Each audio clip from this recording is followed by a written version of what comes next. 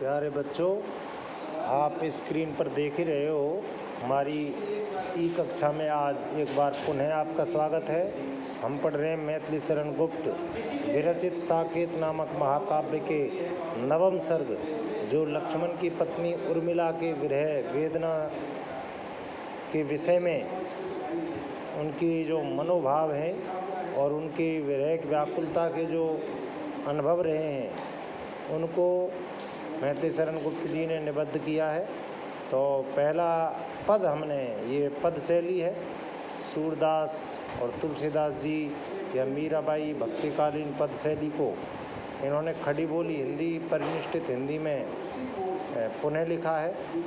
तो हम पढ़ते हैं दूसरा जो बंद है, दूसरा जो पद है हमारा, उसी स्क्रीन पर आप अच्छी तरह देखें। विरह संग अविसार भी, भार जहाँ आभार भी। यहाँ पर दो तरह का चित्रण कवि ने किया है। विरह के साथ वो अभिसार यानी श्रृंगार मिलन की बात करते हैं। विरह यानी वियोग, वियोग और संयोग श्रृंगार का दोनों अद्भुत चित्रण है, मिश्रण है। गुप्त जी राष्ट्र कवि हैं, उनकी भाषा परिनिष्ठित तत्सम प्रधान शुद्ध मानक खड़ी बोली हिंदी है। शैली की बात यदि हम करते हैं तो ये गेय संगीतात्मकता में बद्ध लयात्मक पद शैली है। तो आइए हम इसका अर्थ देखते हैं। विरह संग अभिसार भी, विरह के साथ यहाँ उर्मिला का अपनी सखी को संबोधित करते हुए कथन है।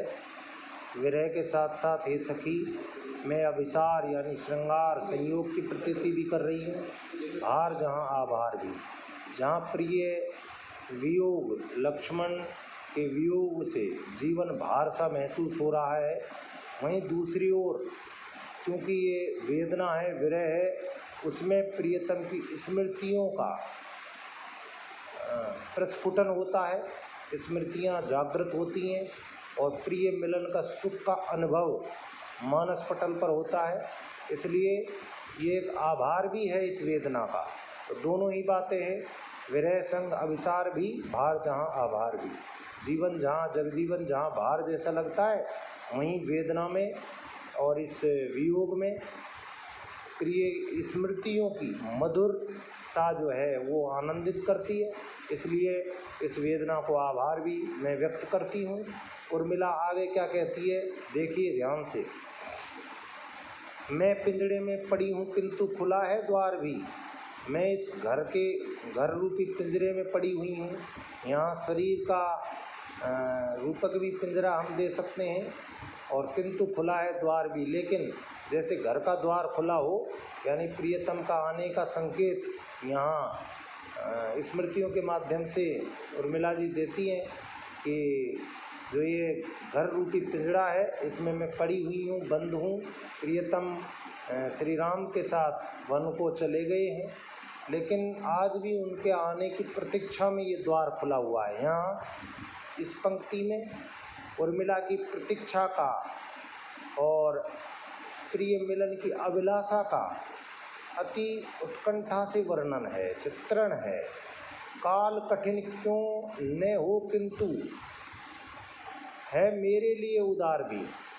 यहाँ उर्मिला कहती हैं कि काल, ये जो समय है वो कितना ही कठिन क्यों न हो, किंतु ये मेरे लिए उदार भी है, क्योंकि प्रिय मिलन की स्मृतियों के द्वारा मैं मिलन का सुख भी अनुभव कर रही हूँ।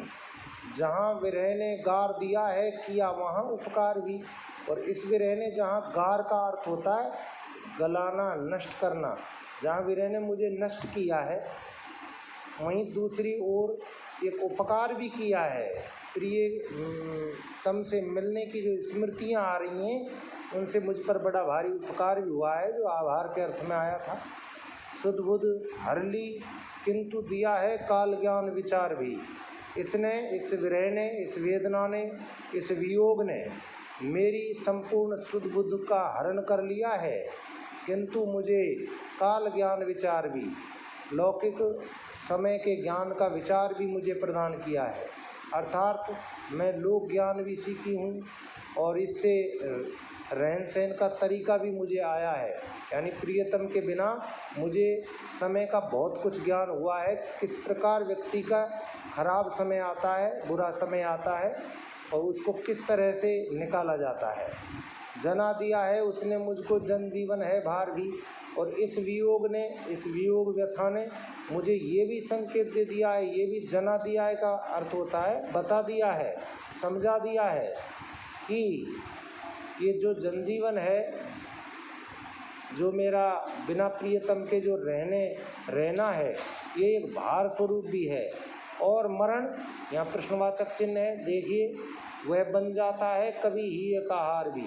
निश्चित रूप से वियोगने के लिए मृत्यु भी कभी हार का काम करती है। अर्थात जिस तरह से किसी स्त्री का या सुंदरी का हार द्वारा हार जैसे आभूषण से श्रृंगार किया जाता है, उसका सौंदर्य और अधिक बढ़ जाता है।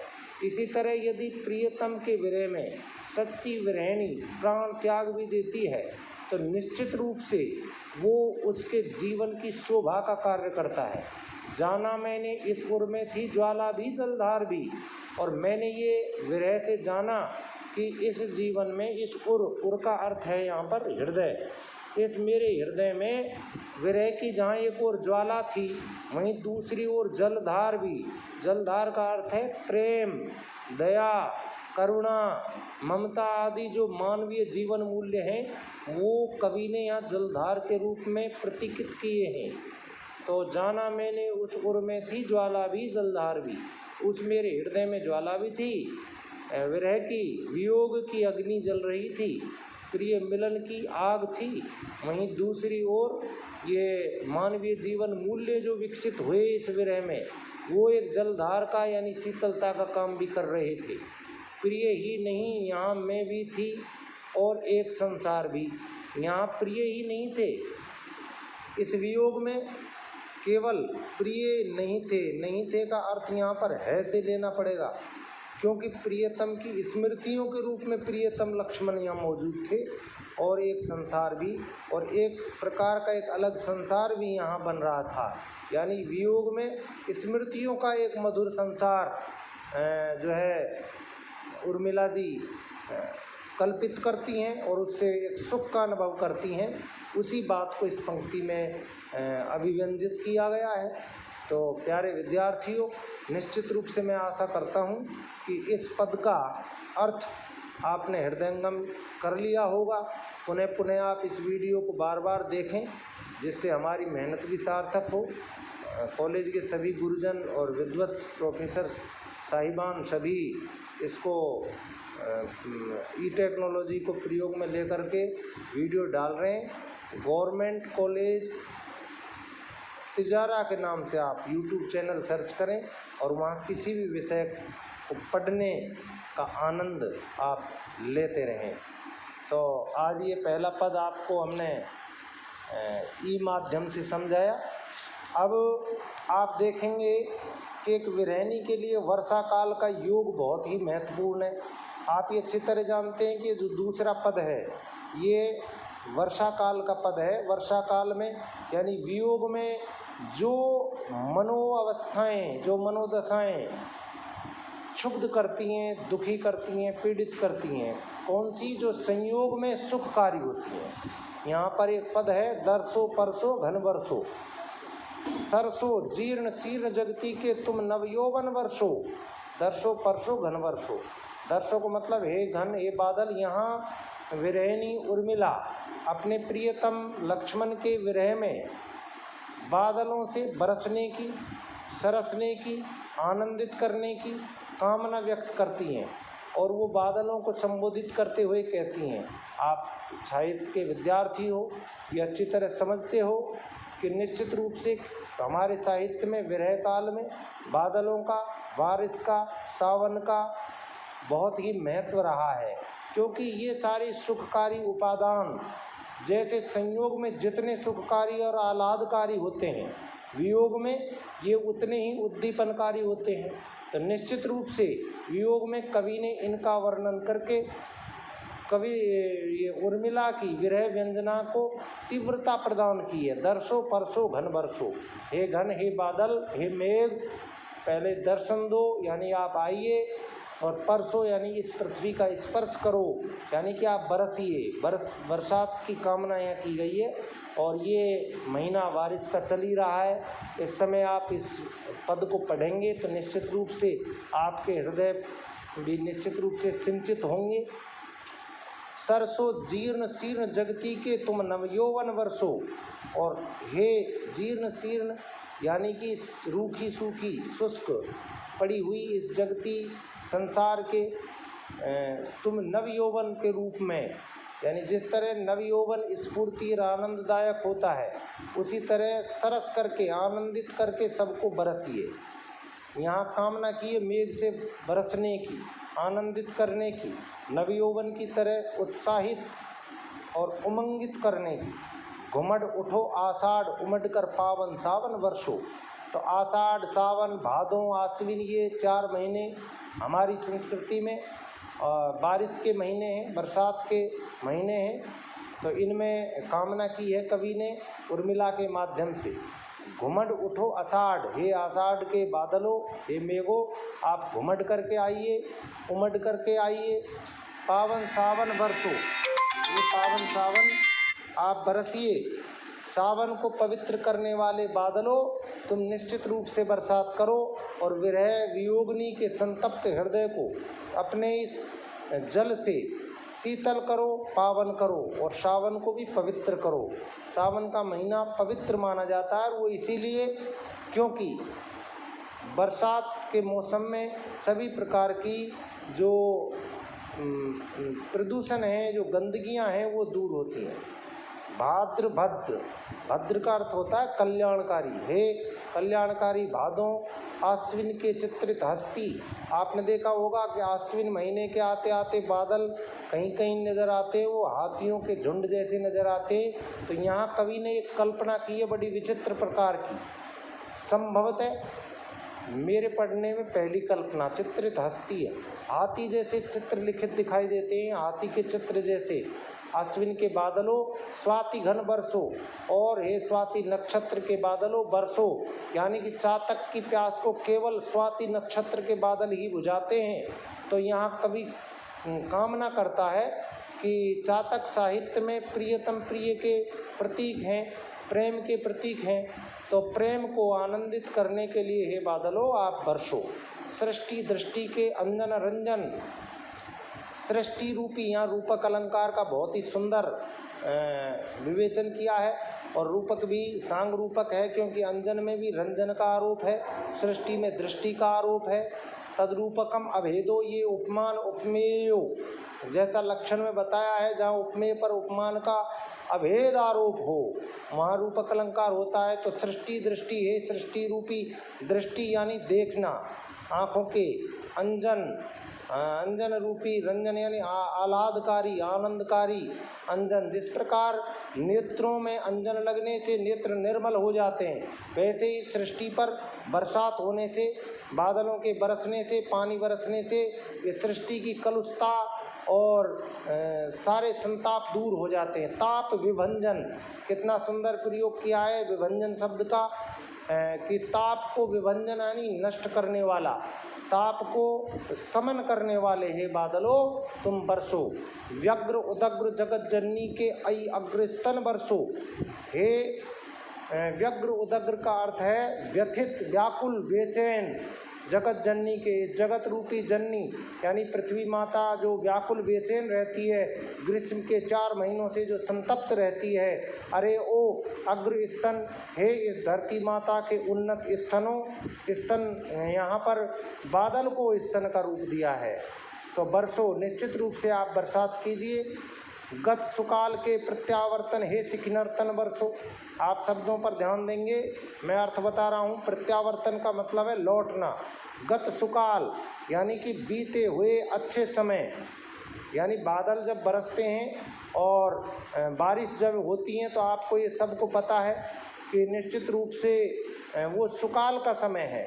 और जब बादल नहीं बरसते हैं तो अकाल कहा जाता है। तो हे बीते हुए सुकाल के प्रत्यावर्तन लौट कर आने वाले बादल, हे सिखी नर्तन, सिखी का अर्थ होता है मयूर, नर्तन माने नचाने वाला, मयूरों को नचाने वाले। आप देखते होंगे कि जब बादलों की घटाएं उमड़ती हैं तो मोर नाचने लगते हैं, इसलिए बादल को यहाँ सिखी नर्तन शब्द से कवि ने संबोधित किया है। तो हे अच्छे समय के लौटने वाले और मयूरों का नृत्य कराने वाले, मयूरों को नचाने वाले बादल, तुम बरसो। जड़ चेतन में बिजली भर दो ओ उद्बोधन बरसो। इस समस्त सृष्टि में दो प्रकार के तत्व हैं, जड़ और चेतन। इस जड़ और चेतन में आप बिजली भर दो, यानी बिजली का अर्थ है ऊर्जा। जैसे बादल में बिजली होती है, इसी तरह से बरसने पर वो जनजीवन में, चाहे जड़ हो चाहे चेतन हो, जड़ पदार्थ यानी पेड़ पौधों में भी एक ऊर्जा का संचार होता है बारिश से। उसी तरह चेतन जगत में भी बारिश से एक ऊर्जा, एक उत्साह, एक उमंग का संचार होता है। तो हे उद्बोधन, हे सृष्टि के उद्बोधन, तुम बरसो। यानी कि ये सारी ही जो उपमाएँ हैं बादल के लिए दी हैं, जिनमें बने हमारे मृण में पुलकांकुर बन बरसो। पुलक प्लस अंकुर शब्द से पुलकांकुर बना है, दीर्घ संधि है, अकय सवर्ण दीर्घ सूत्र से आप जानते ही हो। तो ये साहित्य के विद्यार्थी इन शब्दों को मौक्तिक के रूप में आप मराल बनकर चुगते रहिए। मैं आपको इन शब्दों को अर्पित कर रहा हूँ, जिनमें बने हमारे मृण में आप संधि खोलेंगे तो व्यंजन संधि है, मृद प्लस में, यानी कि मिट्टी युक्त, मिट्टी का जो हमारे चिन्मय का मतलब परमात्मा स्वरूप, चेतन स्वरूप बने। कौन? पुल का अंकुर, जो अंकुर फूटे बारिश से। आप देखते हो कि पृथ्वी पर जो मृत पाए मिट्टी के रूप में दबे हुए बीज आदि थे, वो बरसात के पानी को प्राप्त करके पुलकित होकर के अंकुरित हो जाते हैं, प्रफुल्लित हो जाते हैं। तो ये एक धरा की प्रसन्नता का अवसर यहाँ पर बताया है कि परमात्मा स्वरूप, चेतन स्वरूप होकर के जो अंकुर खिलेंगे वो निश्चित रूप से आपके बरसने से ही खिलेंगे। इसलिए आप बरसो और इन मिट्टी बने हुए मृद में जो बीज आदि जो पृथ्वी में पड़े हुए हैं, इनको पुलकित करके अंकुरित कर दो। मंत्र पढ़ो छींटे दो, जागे सोए जीवन बरसो। मंत्र पढ़ो यानी आप गर्जना के मंत्र पढ़ो। बादल में जो गर्जना होती है, कवि ने कल्पना की है कि वो मंत्र हैं। छींटे दो, और ब्राह्मण आदि अपने यज्ञ में जो क्रियाएं करते हैं तो वो मंत्र पढ़ते हैं, छींटे देते हैं। ऐसे ही छींटा देने का यहाँ कवि का आशय है बरसात करने से, यानी कि आप अपने पवित्र जल से सबको छींटे देकर पवित्र बनाओ और मंत्र पढ़ो, यानी अपनी गर्जना का मंत्र पढ़ो। क्योंकि जो जीवन सोया हुआ है, सोए जीवन को जागे जगाने के लिए बरसो। घट पूरो त्रिभुवन मानस रस। अब देखिए बहुत सुंदर कल्पना कवि ने इन अंतिम पंक्तियों में की है। त्रिभुवन मानस रस, तीनों भुवन का अर्थ है तीनों लोकों के जो हृदय हैं, मानस का अर्थ होता है हृदय, और मानस का दूसरा अर्थ है मानसरोवर, यानी कि तीनों लोकों के हृदय रूपी मानसरोवर को भर दो, जिससे ये हृदय रूपी घड़े भर जाएं। किससे? रस। रस का अर्थ भी यहाँ दो है, रस काव्य रस, आनंद। कन कन छन छन बरसो, आप कन कन होकर के छन छन की बारिश करो। आज भीगते ही घर पहुँचे जन जन के जन बरसो, और आज भीगते हुए हम घर पहुँचे, इसलिए हे जन जन के भी जन आप बरसिए। यहाँ बादल से कामना करती है उर्मिला अपने विरह संताप को कम करने के लिए, पृथ्वी के कल्याण के लिए। आप निश्चित रूप से देखेंगे कि मध्यकालीन जो काव्यबोध था, वहाँ लोक संप्रक्ति आधुनिक युग में आकर और अधिक हुई है। यहाँ कवि एक विरहणी के विरह में भी लोक कल्याण खोजता है। यही विचित्रता है कविता की आधुनिक काल में। आज हम इन दो ही पदों के साथ अपने वीडियो समापन करने जा रहे हैं। बहुत बहुत धन्यवाद। अगले वीडियो में आपसे पुनः भेंट होगी। वीडियो काफ़ी लंबा हो गया है। बहुत बहुत धन्यवाद। नमस्कार।